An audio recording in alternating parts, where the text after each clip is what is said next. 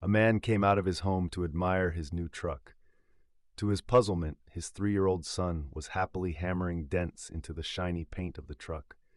The man ran to his son, knocked him away, and hammered the little boy's hands into pulp as punishment.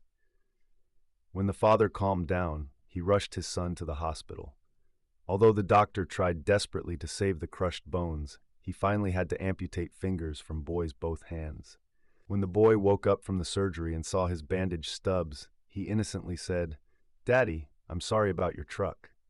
Then he asked, "But when are my fingers going to grow back?"